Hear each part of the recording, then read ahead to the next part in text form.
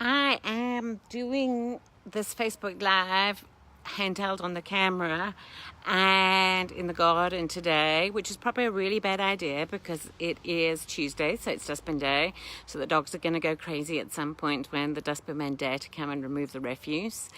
Also, someone is supposed to be coming to collect a couch to have it recovered in a moment. And with a bit of luck, the man who sorts out gate motors will be arriving to fix a gate that was hit by lightning. So if everything goes wild, forgive me. And I'm afraid this is different kind of Facebook Live today from usual. It's a serious one.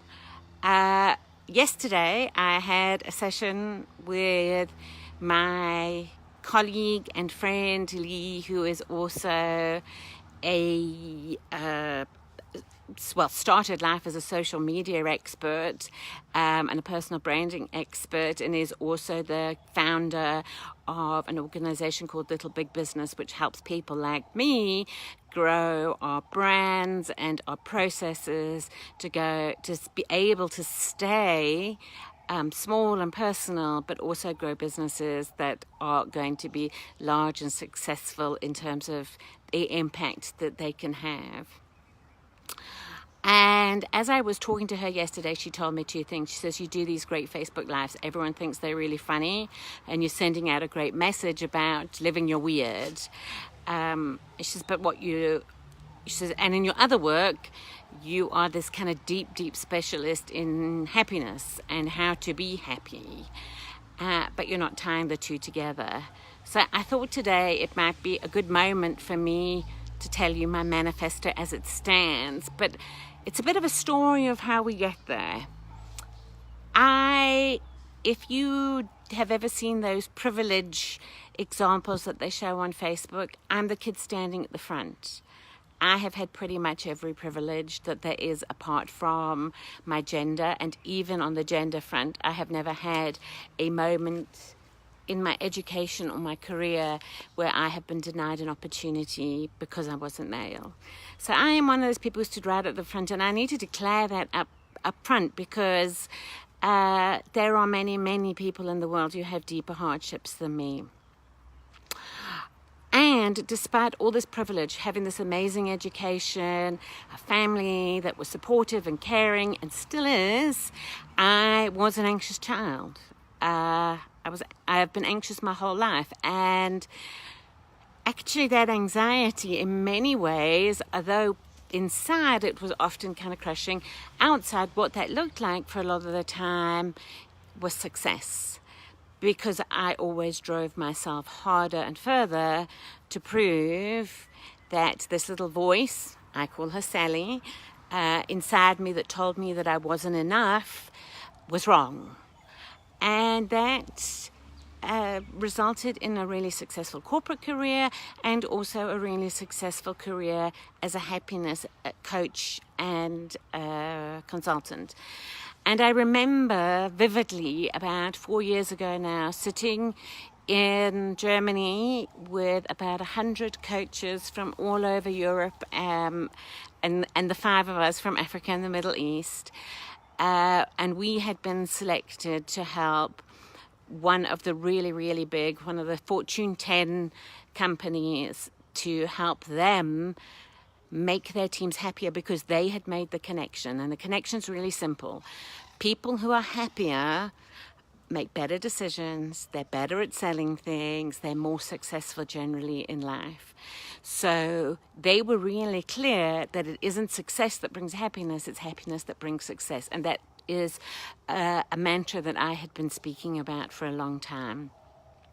And I remember Kathy, who was the main client at the time, turned around and said, so whenever you feel like you're not enough or this work isn't important, remember you are a Fortune 10 coach.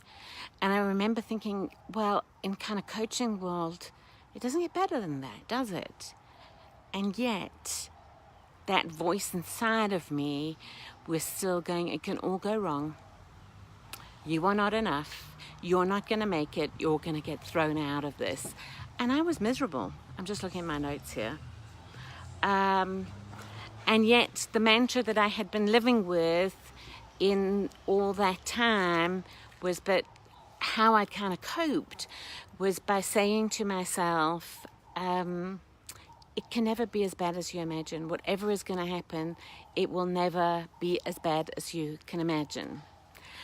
And then in 2017, something I had actually imagined and thought would never happen to me happened. My son Joshua was diagnosed with an aggressive and terminal cancer. He was stage 4 bile duct cancer. And for those of you who haven't heard my story, I think there might be one of you left on the planet. Bile duct cancer, cholangiocarcinoma, at stage 4 is always fatal. It is aggressive. Most people have between 3 and 9 months. A huge amount of people never make it actually to treatment because the cancer has beaten them before they actually have managed to get to a bile duct specialist. But we were lucky. We had a fabulous oncologist, and right from the beginning she told us, I cannot cure Joshy, but we can extend his life and we can make it a good life. And I remember sitting there thinking, it's okay, because Joshua will be the exception. Remember, it can never be as bad as you imagine. And any of you who have spent any time with an oncologist will know that they can think up things to tell you that never in a million years you could have imagined happening to your child. Sorry. And I remember there being a specific day in this where Josh had not been able to hold down any food for several months. He was just under 6 foot, and I don't know what that is in metric, but he weighed 35 kilograms. And I remember that we had been to the oncologist that day, and we had celebrated because he had managed to pick up, I think, 200 grams in a month.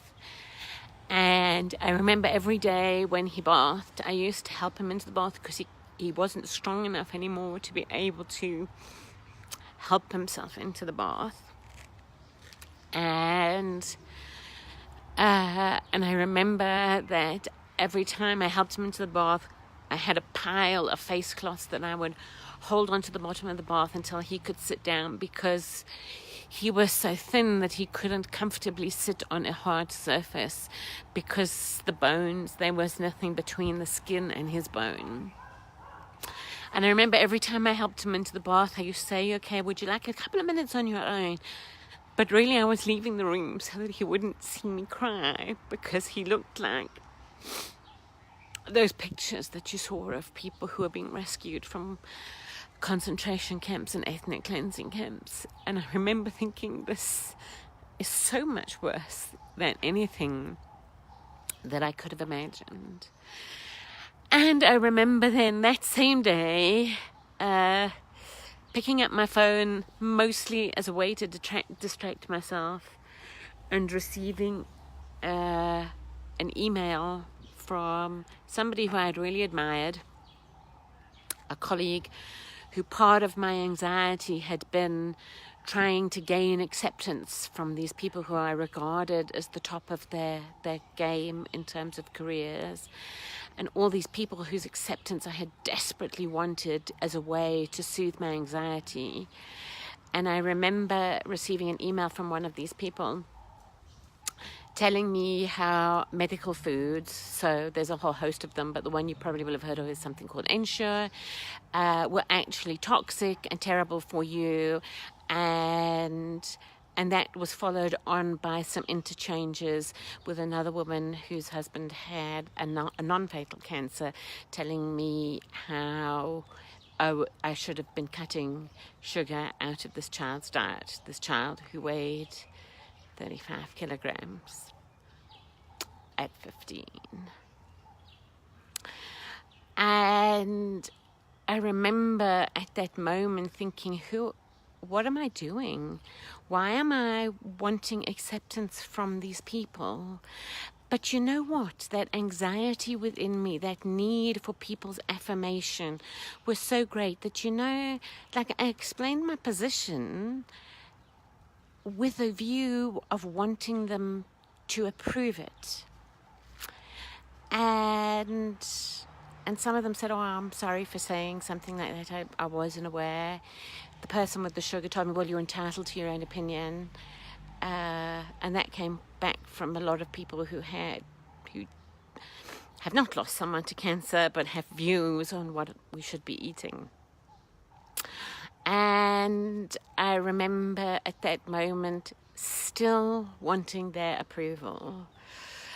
And then 364 days after Josh was diagnosed, which is a hugely long time in the cholangiocarcinoma world, Josh passed away. And I think a lot of you know the story. He passed away having spent the day before with all his favorite people, bar his brother, who is still upset that he didn't get to be there when Josh died, but I am eternally grateful, because at 14 you don't want to watch your brother die. But he passed away quite peacefully, and in cancer terms he had probably a really good death. And a week later we had his memorial. And we had a great memorial. For those of you who were there, you will remember. But we had a fire. We had just a great time. Actually, it was the best memorial I've ever been to. Not that I've been to many, thank goodness. But all those people whose approval I'd been seeking, 99% of them were too busy that day to pitch. And I actually wasn't really hurt or really angry in that. I was like, well, this is a data point for me. This tells me something, All along I've been thinking, all this stuff about happiness and all this science, but you've been kind of ignoring it for yourself. Here's Wookie, he's helping me here. He's feeling all anxious because I'm looking upset. All these people, I've been ignoring my own advice. Here I am, the specialist at happiness, or employee engagement as the corporates call it. And I've been ignoring my own advice, seeking the kind of the permission and the approval and the acceptance from a whole load of people who on this one day when that was my day when I needed help, they were busy. One of the people whose acceptance I had craved for years was having a girls' weekend and didn't want to come. Some of them didn't even tell me reasons. One of them texted me during the the memorial, say, I'm sorry, I'm so busy today. And yeah, that was an awakening for me, because it made me realize in the most kind of brutal fashion that even though I know what are the things that make people happy, and I know that when you're happy, you're more successful, I'd been sort of ignoring it for myself, and instead making other people's approval the kind of finish line. That if I could do all these things, if I could be this expert, if I could be this person who fitted in, who looked like them, who wore the same clothes as them, who said the same words as them, I would get their approval, and that would make me happy. So I did 3 things at that point. 3 kind of major steps for me. The first thing that I did was I cut most of those people out of my life. I kind of gave myself this rule that unless you had like a really good reason, like being in another country, you didn't make it to be on my friends list anymore, and actually you didn't deserve for me to seek your approval. So that was the first thing that I did. And that in itself, I can tell you, is one of the things that I have done even in the worst time of my life, it is one of the best things I have ever done. And it's the first piece of advice I want to give to anyone. You know, all those Facebook friends whose lives you're trying to live into, and yeah, we know about the kind of airbrushed Facebook lives that everyone's pretending they're having such a great time. It's not even that. It's that the question I want to ask yourself is, in that moment when it's your turn to care, to need care, are they there? And if they're not, cut them out. That's my first piece of advice. That's the first thing that I did, and it really worked. And it's the thing that I've done in years and years and years that made me really happy. Sorry, I'm doing this on my phone. I can see that there's one person watching, but I can't see who you are, but hello. There is also like a little thing on my phone screen here that looks like it's at the same place as my nose. So I keep rubbing my nose because I think I have like a snotty hanging out. So I'm sorry about that. The second thing that I did was Josh's death really intensified my anxiety disorder. And I sought treatment, medical treatment, and I went to see the psychiatrist who said, well, you've probably always had this. Can you hear the dogs? Like, somebody is here. I think it is probably the refuse removal people. So I apologize for the barking in the background. You know, those refuse removal men, they're dangerous, according to my dogs. It could also be the man to collect the couch, who knows. So I put myself into treatment. I got psychiatric help.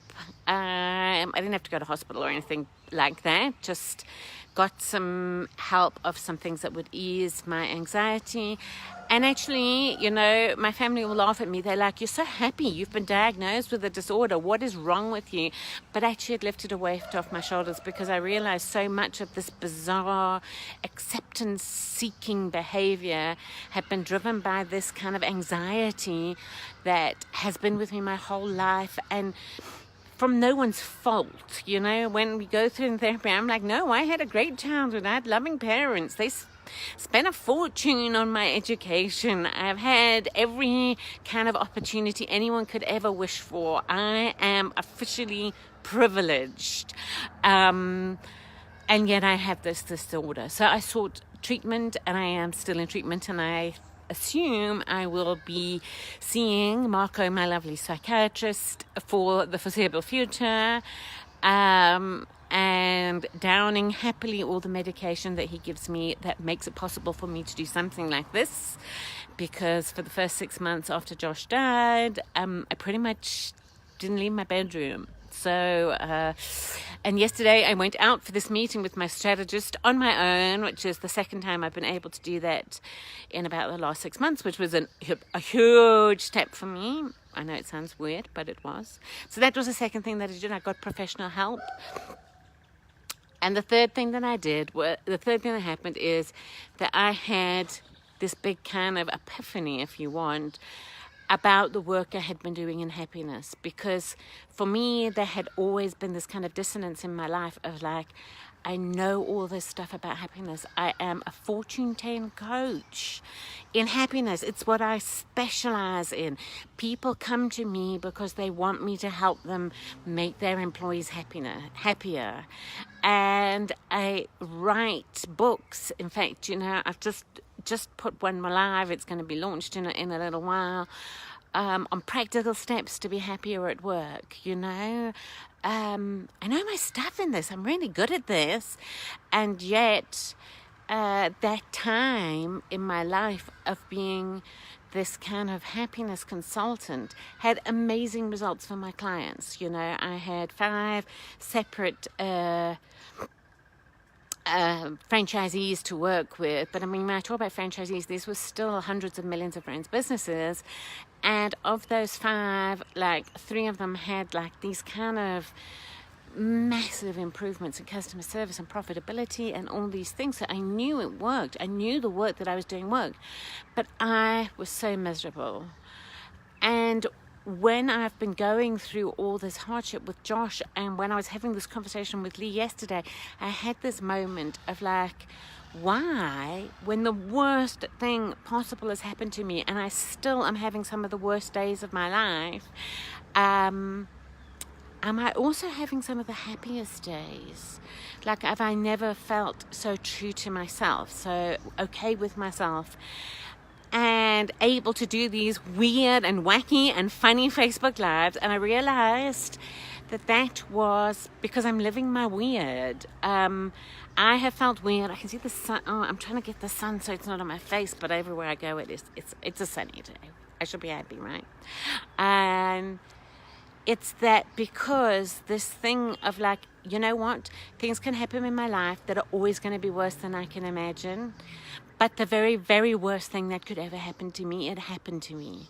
So my measure of how bad something is, well, is this better or worse than Josh having terminal cancer? And that kind of frees you to do a whole lot. Because if you don't like my Facebook posts, if you think it's weird that I wear shapewear and do live posts about it, if you think it's weird that I'm planning to make this gizzard thing that my mom and I came up with, that's okay.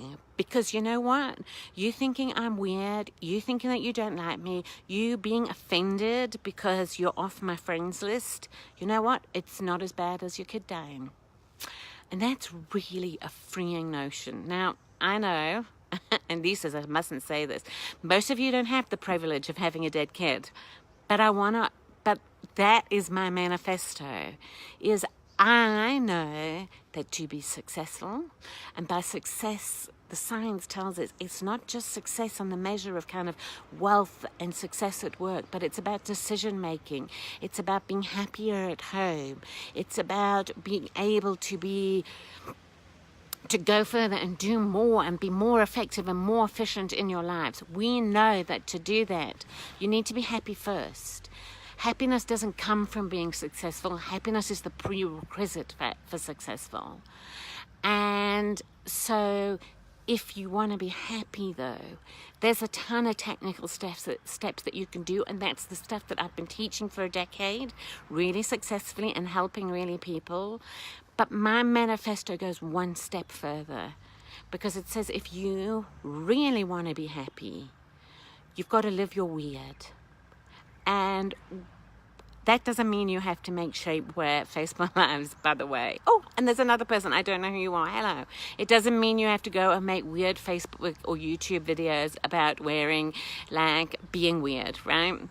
But living your weird means, well, I'll tell you, like, I'll give you an example. So one of the words I tried to emulate all the way through my coaching career was being authentic. Be authentic, I used to say to people. And authentic, like, for me, is like, I don't know, it just seems like such a crappy, pretentious word, and it didn't ever feel good to me saying it. But saying to someone, live your weird, be you, that feels like me. So my manifesto is live your weird, implement the things that it takes to be happy, and you will be successful. And that's how it ties together, Lee. So this isn't just for Lee, this is for everybody. But that's my thing, and whatever weird looks like for you, you know.